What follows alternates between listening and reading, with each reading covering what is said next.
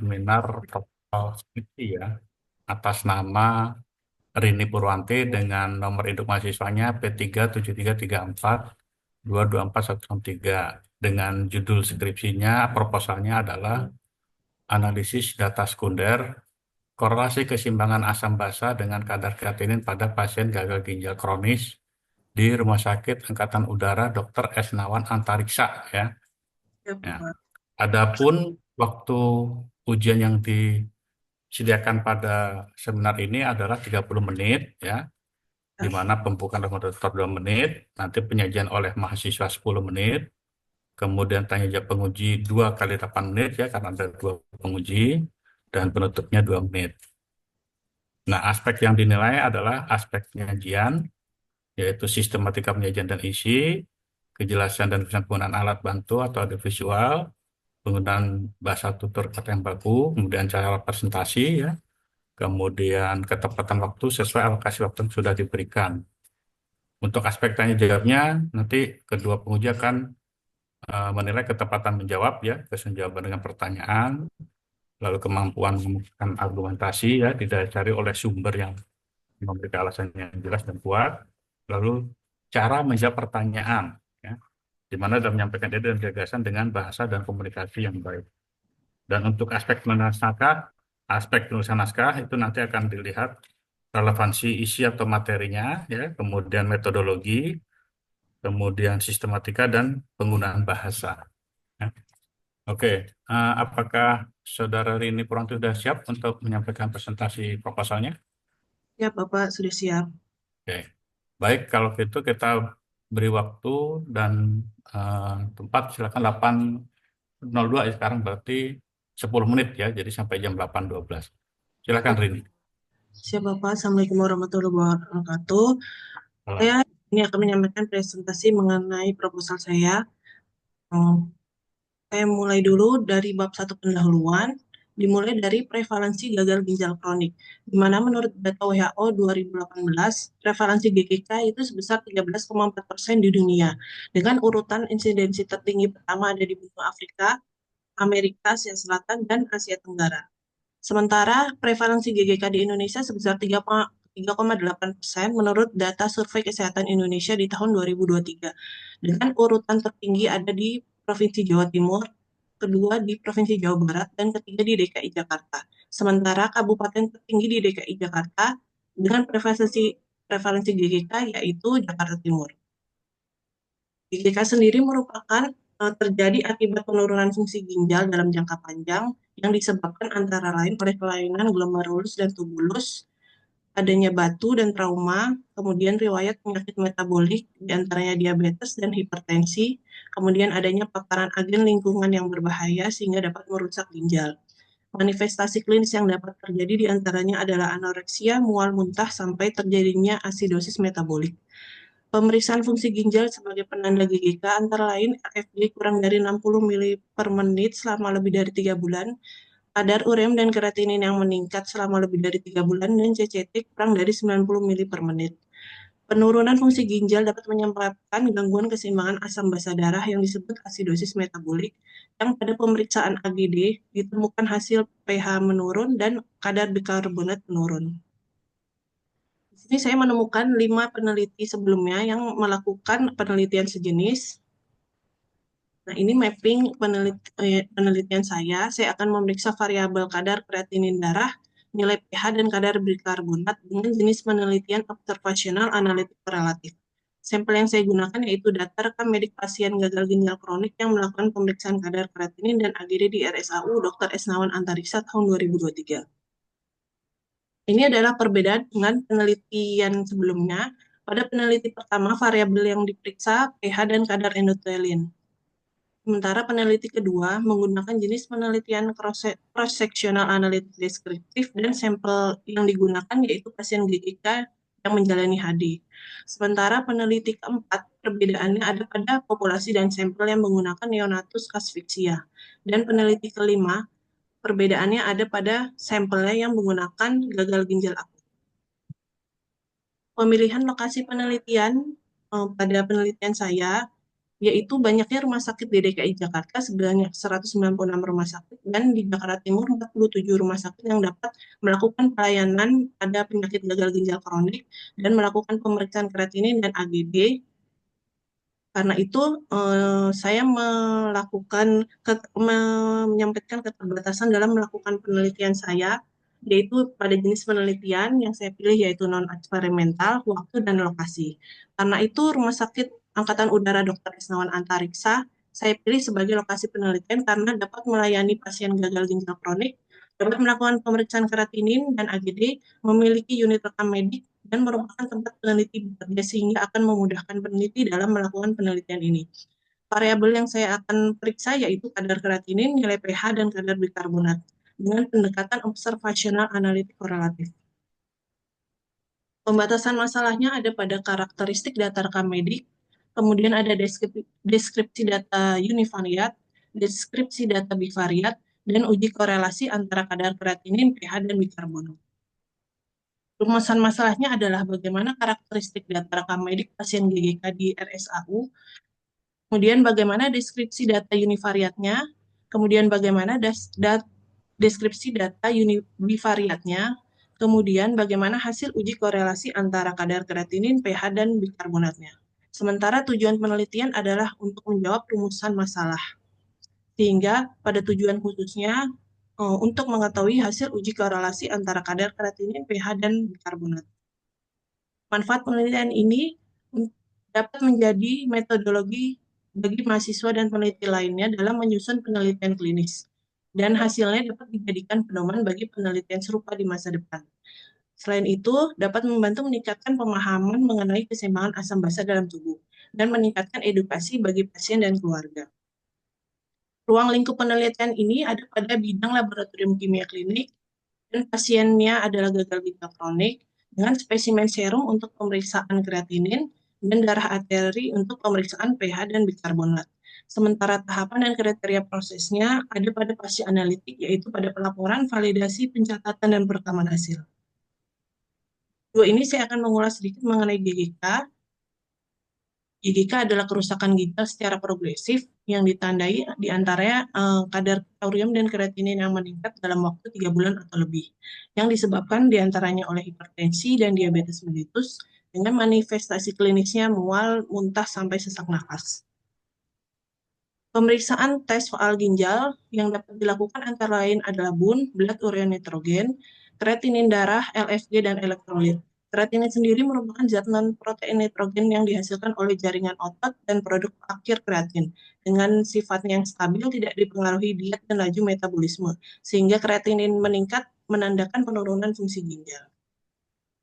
Untuk pemeriksaan kreatinin, dapat menggunakan metode JAVE. Dengan prinsipnya, kreatinin bereaksi dengan asam pikrat dalam kondisi basah membentuk warna merah oranye, dan intensitas warnanya akan diukur pada panjang gelombang 500 sampai 560 nanometer. Spesimen yang digunakan adalah serum dengan nilai normal pria 0,7 sampai 1,3 mg per dl dan wanita 0,6 sampai 1,1 mg per dl. AGD sendiri adalah istilah 3 pengukuran terpisah terhadap pH, PCO2, dan PO2 dengan tujuan untuk mengevaluasi status asam basa. Spesimen yang digunakan adalah darah arteri. Dengan prinsip pemeriksaan, elektroda pada alat AGD akan mengukur pH, PO2, dan PCO2, dan saturasi oksigen akan diukur menggunakan spektrofotometri yang ada di dalam alat AGD. Nilai normalnya yaitu pH 7,35 sampai 7,45 dan bikarbonat 22 sampai 26. Pada penelitian sebelumnya, ditemukan hasil peneliti pertama terdapat korelasi bermakna dengan arah korelasi negatif antara pH darah dengan endotelin 1. Peneliti kedua menemukan terdapat komplikasi pasien GGK di antara yaitu asidosis metabolik. Peneliti ketiga menemukan parameter keseimbangan asam basa berkorelasi positif dengan kreatinin. Penelitian keempat, tidak ada korelasi antara derajat asidosis dengan peningkatan kadar ureum dan kreatinin pada neonatus usia Makanya 4. hilang, Britney. Ya, Bapak. Halo, Pak. Ya, Pak.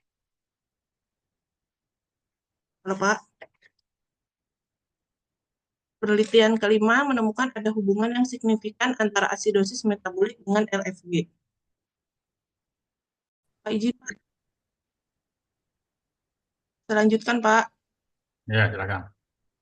Kerangka teorinya yaitu karakteristik pasien GGK dengan umur dan jenis kelamin, melakukan pemeriksaan laboratorium yaitu kadar kreatinin dan analisa gas darah, pH, dan bikarbonat, sehingga hipotesisnya adalah ada korelasi antara kadar kreatinin dengan nilai pH dan kadar HCO3. Masuk ke dalam bab 3, variabel independennya yaitu karakteristik data pasien, yaitu jenis kelamin dan umur, sementara variabel yang bergantung pada karakteristik ini adalah hasil pemeriksaan laboratorium. Lalu variabel independen yang diperiksa yaitu nilai pH akan dicari korelasinya dengan kadar kreatinin dan kadar bikarbonat akan dicari korelasinya dengan kadar kreatinin. Hipotesis penelitian netral yang pertama yaitu tidak ada korelasi antara nilai pH terhadap kadar kreatinin. Hipotesis netral kedua tidak ada korelasi antara kadar bikarbonat dengan kadar kreatinin.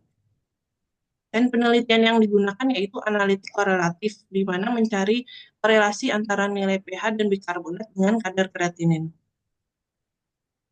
Variabel penelitiannya yaitu jenis kelamin, umur, kadar kreatinin, nilai pH, dan kadar bikarbonat. Definisi operasional variabelnya menggunakan alat ukur rekam medik karena merupakan data Ini nggak sekunder. muncul ya hari ini ya? PowerPoint-nya nggak muncul, nggak di-share ya? Bisa Bapak izin,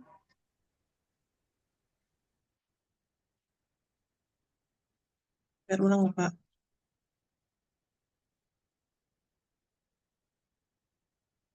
Sudah kelihatan ya Pak?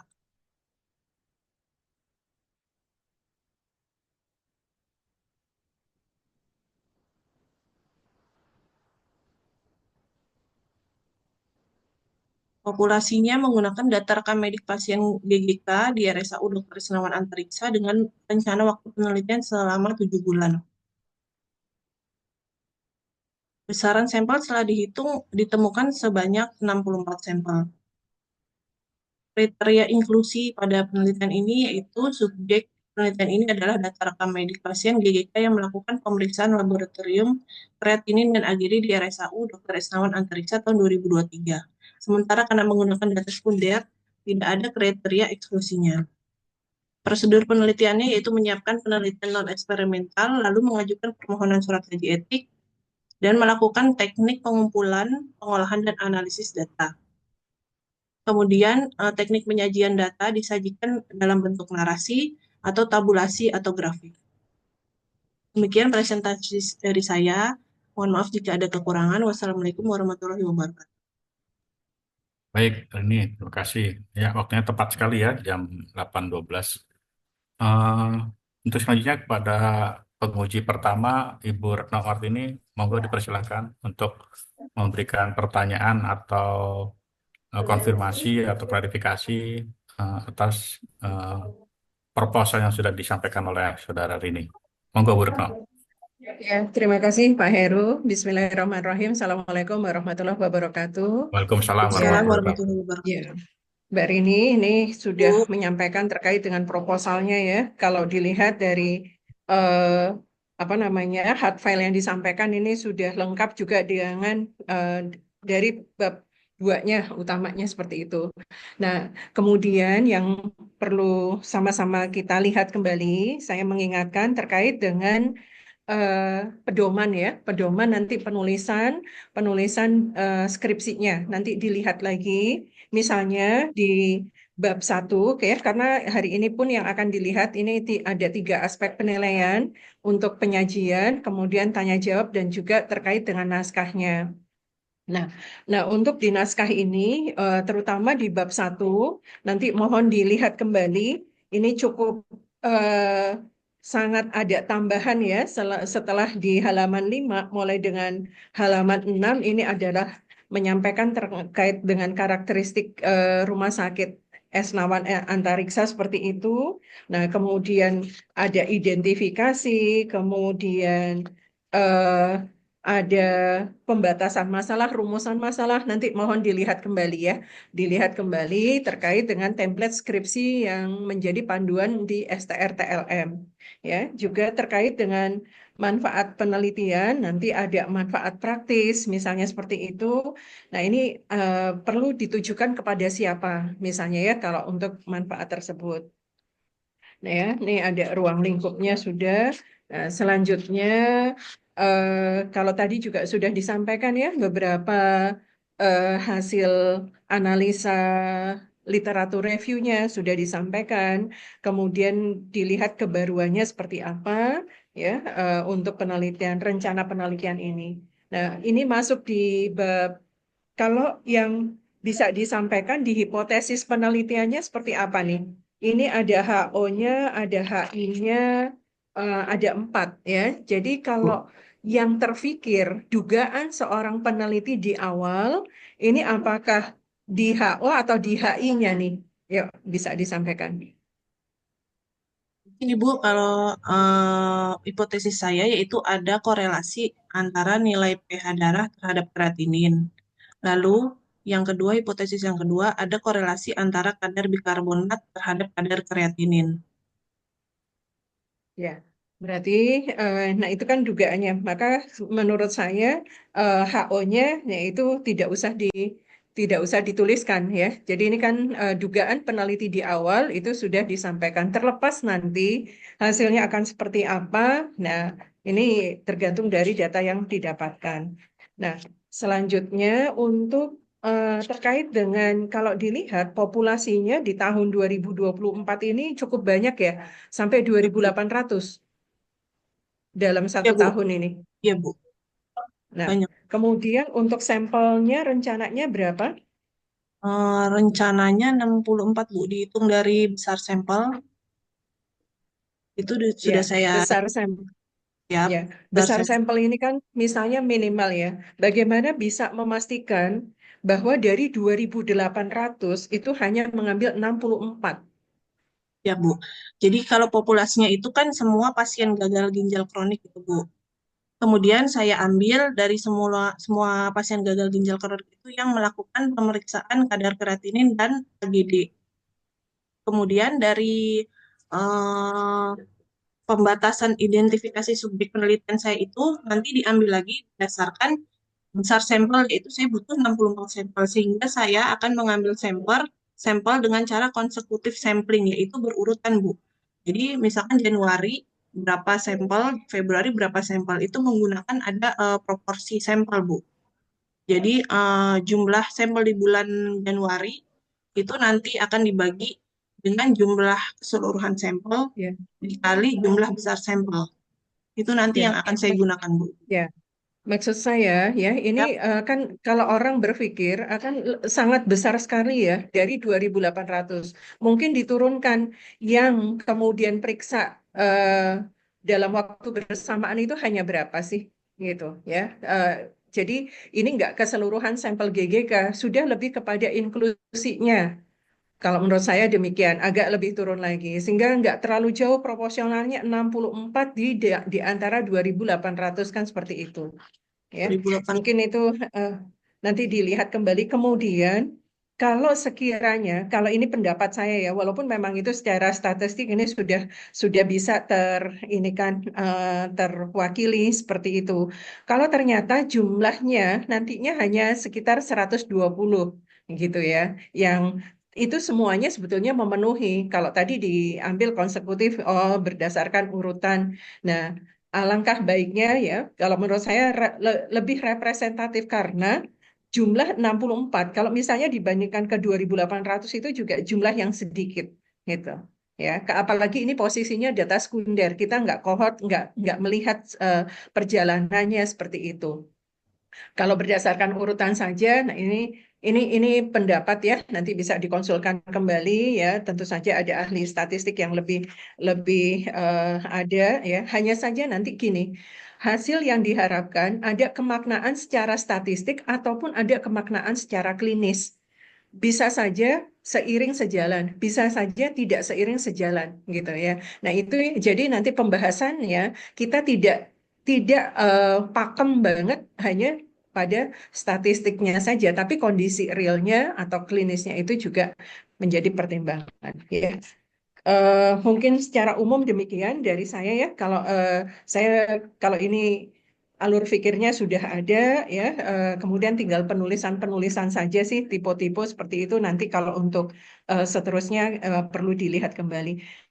untuk di judul, kalau saran saya, ini kan ada tempat ya di RSAU dan ada disebutkan tahunnya. Nah, nanti ini disilahkan. Apakah kalau tadi dilihat dari beberapa penelitian sebelumnya juga sudah ada, apakah tempat ini, kalau menurut saya tidak perlu dimasukkan di judul, tapi cukup saja nanti di populasi sampel. Nah, seperti itu.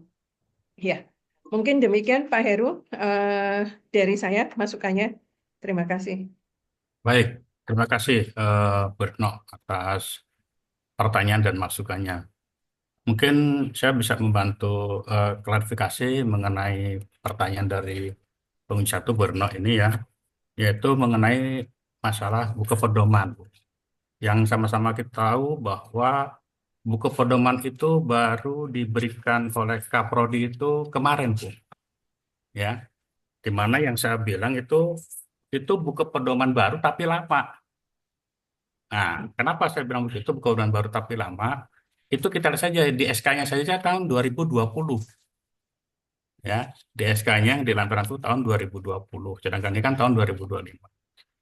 Hanya masalah cover aja yang ganti dengan logo ya. Nah, sedangkan logo yang ini tuh kita sudah lakukan eh, revisi juga di semester yang lalu ketika RPL angkatan keempat ya, yang kakak tingkatnya Bu Rini sekalian ini. Ya memang secara di pedoman itu tidak ada eh, klausul untuk identifikasi masalah dan pembatasan masalah. Dimana kalau menurut saya justru identifikasi masalah dan pembatasan masalah itu perlu. Karena apa?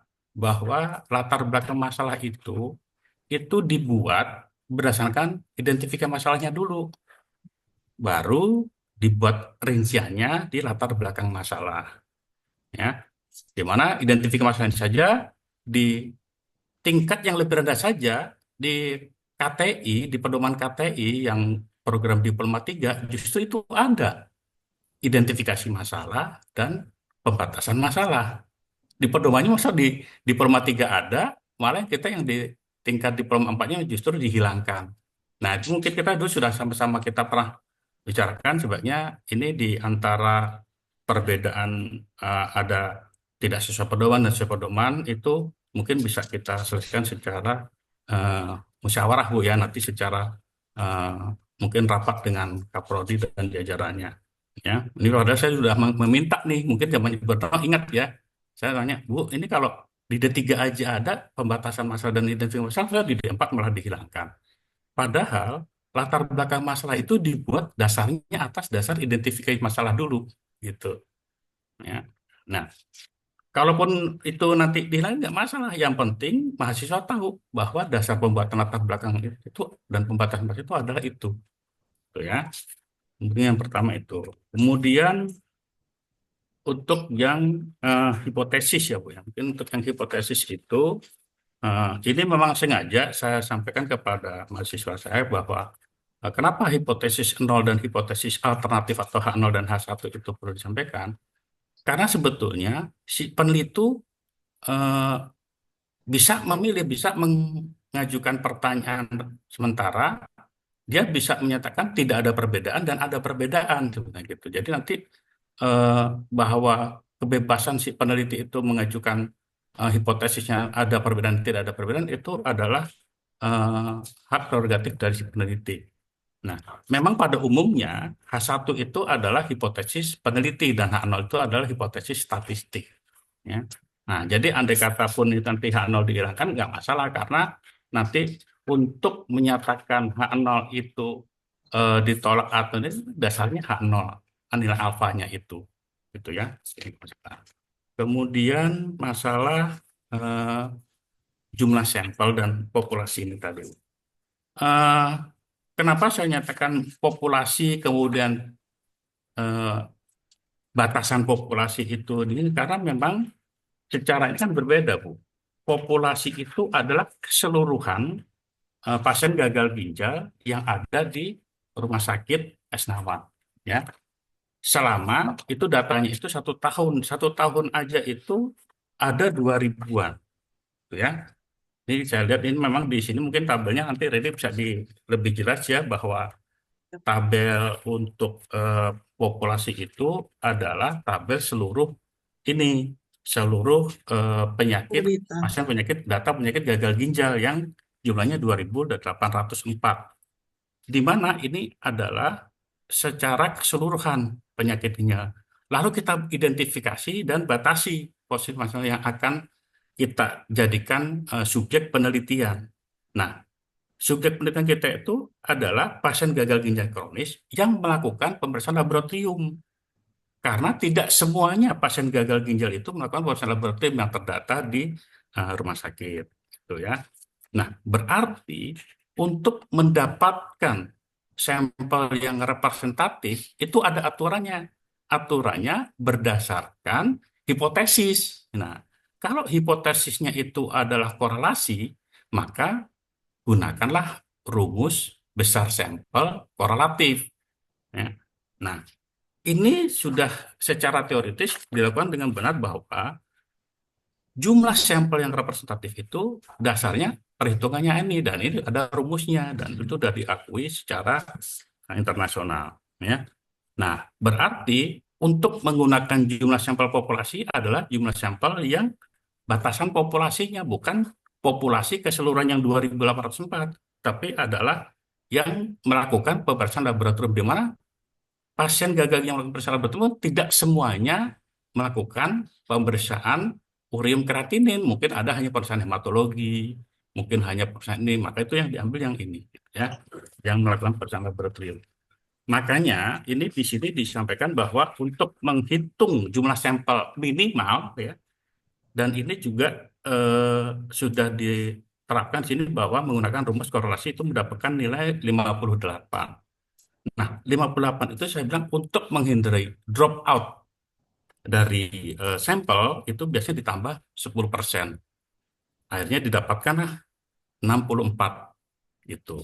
Nah, kalau misalnya saudara peneliti ini ingin mengajukan lebih dari 64, ya monggo sepanjang kemampuan dan keterbatasan mampu nggak, misalnya masalah waktu, masalah biaya, masalah anggaran gitu ya. Nah, tapi setidaknya dengan mendapatkan perhitungan rumus besar sampel yang 64 ini, itu sudah sangat representatif. Gitu. Ya, jadi sudah sangat representatif untuk mendapatkan 64. Gitu. Jadi, demikian, Bu, mungkin yang bisa saya dapat klarifikasi. Mungkin untuk pertanyaan yang sementara untuk saudara Rini, saya ingin nanya nih Rini, untuk tes fungsi ginjal itu sebetulnya apa saja sih parameternya? Tes fungsi ginjal ada ureum, kreatinin, asam urat, LFG, creatinine clearance. Creatinine clearance itu ya. Jadi ternyata banyak ya parameternya ya, ya enggak? Nah, Ya, Kak. alasan Rini apa sih? Kenapa kok yang dicari itu hanya kadar kreatinin dengan pH darah? Ya. Karena kalau di pertama di Rumah Sakit Esnawan itu untuk LFG itu jarang ya Pak ya pemeriksaannya. Terus yang sering itu ureum kreatinin. Kemudian yang eh, banyak itu saya udah ini Pak periksa itu yang banyak adalah kreatinin. Oh, jadi pertama karena itu.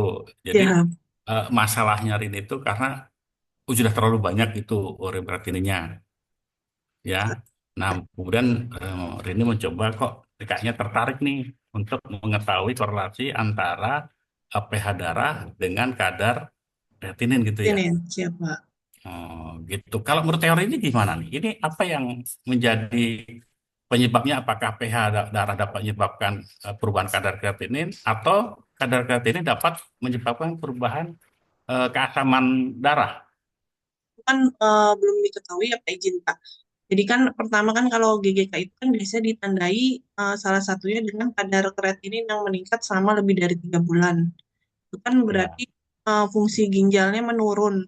Sehingga seharusnya itu ginjal yang bisa mengatur keseimbangan asam basa karena ginjalnya rusak, jadi asam basanya tidak seimbang lagi sehingga menyebabkan beberapa eh, apa tuh namanya seperti sesak nafas gitu. Jadi pasien datang ke UGD itu sesak nafas langsung diperiksa AGD biasanya menemukan pH dan bikarbonat itu menurun, Pak. Ya.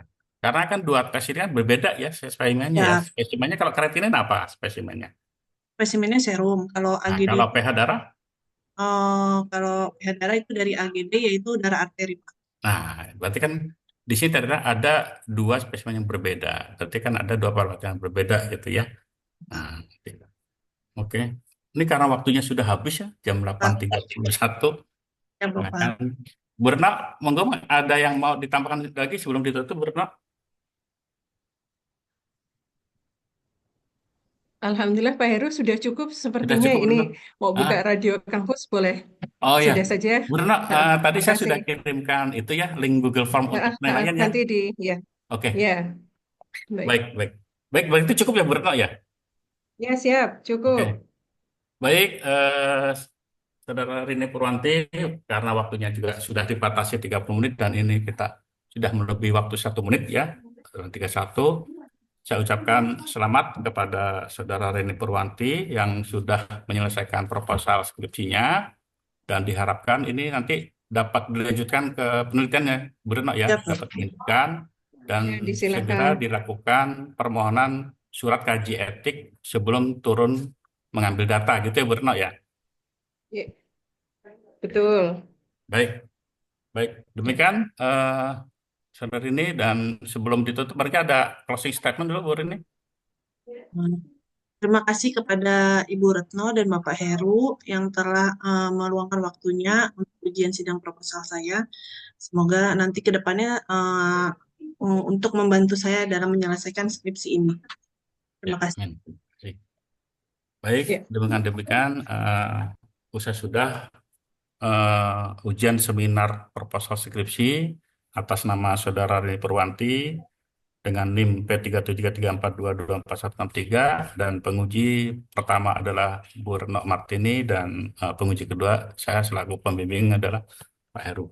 Saya tutup sekian. Wabillahi taufiq walhidayah. Wassalamualaikum warahmatullahi wabarakatuh. Waalaikumsalam. Waalaikumsalam warahmatullahi wabarakatuh. Izin Oke. ya. Bapak, terima kasih Bu. Ya. Saya izin live ya hari ini ya Ya Bu Retno Bapak, ya. terima kasih Oke, Bapak. ya. Assalamualaikum. Salam. Alhamdulillah.